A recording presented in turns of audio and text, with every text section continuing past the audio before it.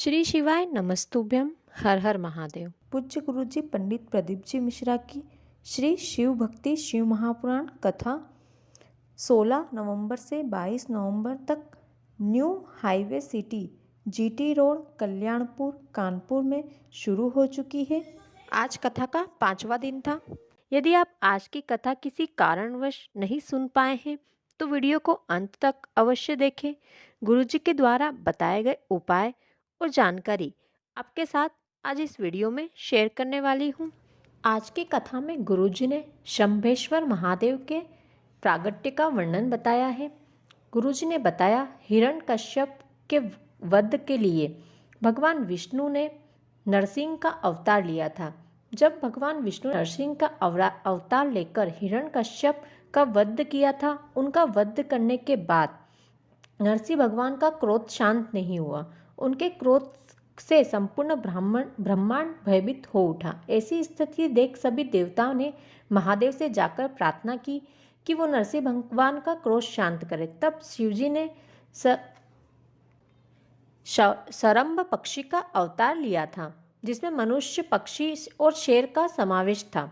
सर्वेश्वर अवतार में महादेव ने नरसिंह भगवान का क्रोध शांत करने के लिए उन्हें ले जाकर अलकनंदा नदी में स्नान करवाया था। इसके बाद महादेव शंभेश्वर महादेव के नाम से प्रचलित हुए। ये शंभेश्वर महादेव क्रोध को संयम देने के लिए और व्यसन की समाप्ति के लिए इनका स्मरण किया जाता है।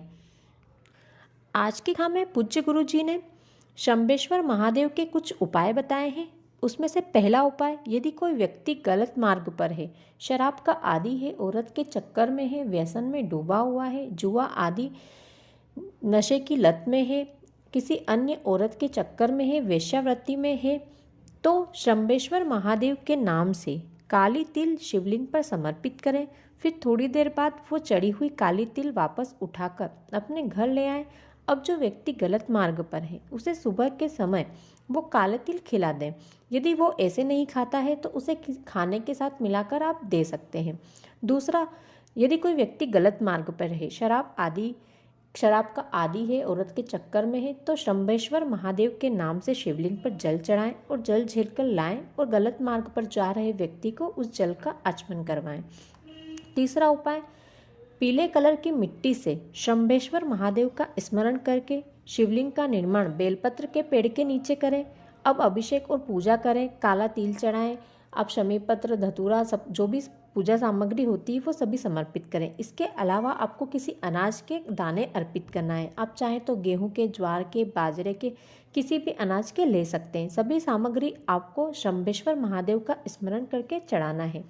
इसके बाद विसर्जन करने से पहले जो अनाज के दाने आपने शिवलिंग पर समर्पित करे हैं, उन्हें शंभेश्वर महादेव का स्मरण करके वहाँ से उठा लें और शिवलिंग का विसर्जन कर दें। अब जो दाने आपने लिए हैं वहाँ से, जो व्यक्ति गलत मार्ग पर है, उसे शंभेश्वर महादेव का नाम लेकर खिला दीजिए। अगला उपाय, यदि आप कॉम्पिटिटिव एग्ज़ाम की तैयारी कर रहे हैं और आप काफ़ी टाइम से उस फील्ड में हैं, तैयारी चल रही है, आपका नंबर क्लियर नहीं हो पा रहा है, तो आपके पेपर में यदि कुछ महीने का समय है तो उस समय में, उस महीने में एक बार बालू के शिवलिंग का निर्माण करें। जब तक आपका पेपर नहीं हो जाता तब तक आपको हर महीने एक दिन महीने में शिवलिंग का निर्माण करना है, अभिषेक करना है, पूजा करना है, बेलपत्र और शहद समर्पित करें। फिर शिवलिंग को अपनी कामना करके विसर्जित कर दें। जब पेपर देने जाएं तब परीक्षा हॉल में बैठकर श्री शिवाय नमस्तुभ्यम मंत्र का जाप करें। इसके अलावा आपको अपनी पढ़ाई पूरी करना है। आपका रिजल्ट बनाना महादेव के हाथ में है। अगला उपाय, घर में यदि कलेश ज़्यादा हो रहा है, चिड़चिड़ ज़्यादा हो रहा है, या कोई बहुत बड़ा झगड़ा आपके घर में हो गया है, तो एक बेलपत्र और एक लोटा जल लेकर शिव मंदिर जाएं। सबसे पहले बेलपत्र शिवलिंग पर समर्पित कर दें।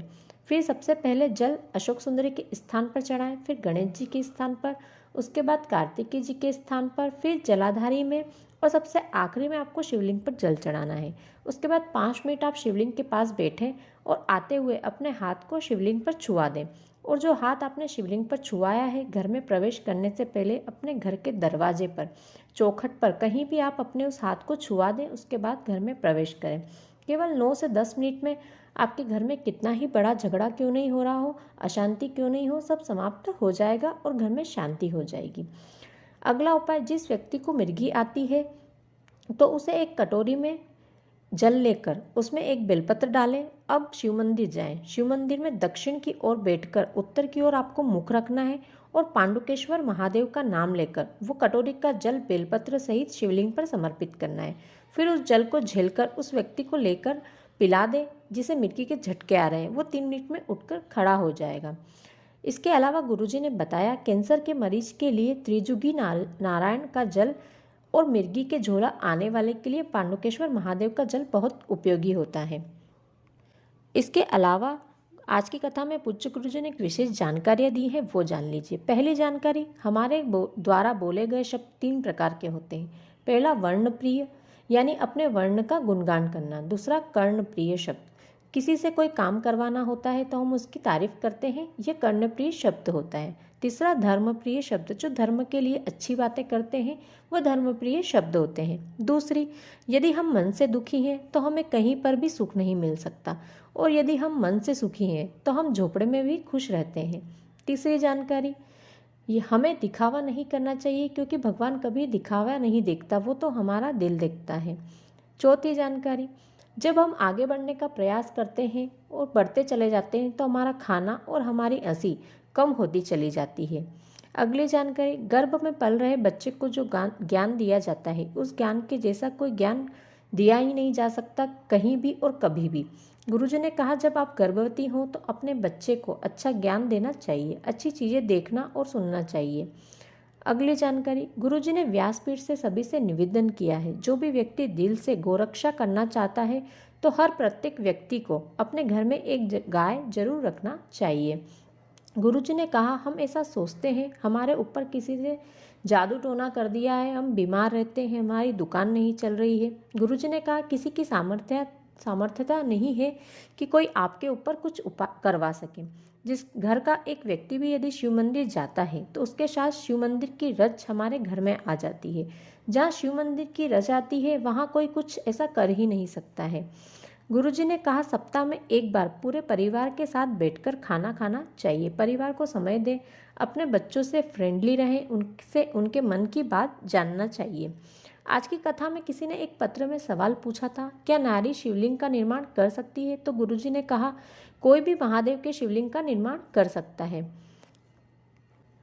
आज की कथा में कुछ पत्र आए हैं जिन्हें पढ़कर गुरुजी ने सुनाया है। उसमें से पहला पत्र, जिसमें लिखा था, मेरे पति बहुत पहले से रोगी थे, उन्हें हृदय से जुड़ी बीमारी और शुगर की बीमारी थी, लेकिन मई में उनकी तबीयत बहुत ज़्यादा खराब हो गई। उनकी जांच करवाई तो उनकी दोनों किडनी खराब हो चुकी थी। फिर उन्हें हॉस्पिटल में एडमिट किया, लेकिन उनकी हालत में कोई सुधार नहीं था। फिर मेरी छोटी बहन ने मुझे पशुपति व्रत के बारे में बताया। मेरी बहन कुबेरेश्वर धाम गई और वहाँ से कंकड़ लेके आई। उस कंकड़ का जल शिवलिंग पर चढ़ाती, फिर जल लाती, साथ में चढ़ी हुई बेलपत्र लेकर आती और जल उन्हें पिलाती और बेलपत्र मेरे पति को खिलाती। मैंने पशुपति व्रत भी किया। मेरे पहले ही पशुपति व्रत के दिन उनकी रिपोर्ट आई और उनकी किडनी में बाबा की कृपा से काफ़ी सुधार हो चुका था। दूसरा पत्र, जिसमें लिखा था, गुरुजी, मेरी माँ को हार्ट में दर्द होने लगा, फिर उनका सीटी स्कैन करवाया, सीटी स्कैन में लंग्स में कैंसर आया। डॉक्टर ने हमें कैंसर हॉस्पिटल ले जाने को कहा। फिर हम कैंसर हॉस्पिटल में गए, वहाँ जांच हुई, उसमें 3 कैंसर की गठान आई। डॉक्टर ने कहा 46 हज़ार रुपये की दवाइयाँ आपको चलेगी, उसके कुछ समय बाद इनका कीमियो होगा। मुझे वहीं हॉस्पिटल में जहाँ मेरी मम्मी एडमिट थी वहीं बाहर बैठी थी, किसी ने मुझे कुंदकेश्वर महादेव का नाम लेकर शिवलिंग पर जल चढ़ाकर वापस झेलकर लाकर माँ को पिलाने को कहा। मैंने ये उपाय किया और माँ को जल पिलाने लगी। फिर बाबा से विनती की और जब फिर से माँ की जांच करवाई तो उस जांच में वो गठान गायब हो चुकी थी, वहाँ कोई गठान नहीं थी। तीसरा पत्र, जिसमें लिखा था, गुरुदेव, एक गरीब काम करने वाली लड़की अचानक बीमार हो गई जो हमारे पास में ही रहती थी। डॉक्टर ने जांच करवाई तो उसमें डॉक्टर ने बताया 42 mm का फोड़ा लीवर के पास हो चुका है, इसका ऑपरेशन करना होगा। फिर मैंने उन्हें शिवजी का जल चढ़ाकर कुछ दिन पिलाया और फिर जांच करवाई तो उस जांच में वो फोड़ा बढ़ गया, वो 42 से 52 mm का हो गया। डॉक्टर ने तुरंत ऑपरेशन करने को कहा, लेकिन हमने वहाँ ऑपरेशन नहीं कराया और उनके पास इतने पैसे नहीं थे। मैंने इधर उधर से चंदा इकट्ठा करके उनके साथ एक शिवजी की चढ़ी हुई बेलपत्र रखकर वो पैसे देकर उन्हें बाहर ग्वालियर भेजा। जब वो वहाँ पहुँचे और जांच करवाई तो उसमें फोड़ा नहीं था उनका फोड़ा गायब हो चुका था। ये थी आज की कथा की कुछ विशेष जानकारियाँ, गुरुजी के द्वारा बताए गए उपाय और पत्रों के उपाय। आशा करती हूँ आपको वीडियो अच्छा लगा होगा। यदि वीडियो अच्छा लगा हो तो वीडियो को लाइक करें, शेयर करें, साथ ही कमेंट में हर हर महादेव लिखना ना भूलें। श्री शिवाय नमस्तुभ्यं।